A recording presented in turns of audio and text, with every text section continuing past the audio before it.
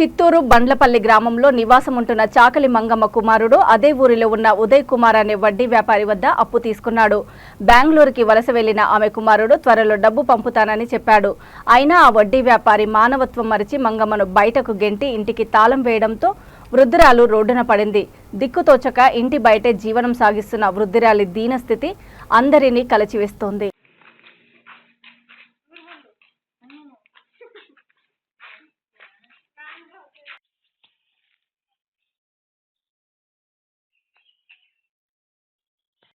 వాళ్ళింటి వేసింది మొన్న వచ్చి మాట్లాడతాను వచ్చింటే మళ్ళా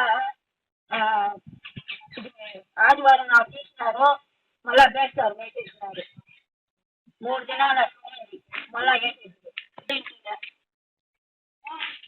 నాకేమో ఉద్యోగాలు సార్ నాకేం తెలుసు, అందుకని పిలుచుకొచ్చి వస్తా ఉన్నాను. అప్డేట్ తీసినారు, అక్కడ కూర్చొని మాట్లాడినాడు. వాళ్ళు మాట్లాడుతూ ఉన్నట్లే మళ్ళా నన్ను రమ్మని న్యూస్ కూర్చోకుండా మళ్ళీ పేర్లు ఉదయాను ఈ ఊరే గ్రామానికి ఇల్లు ఇక్కడనే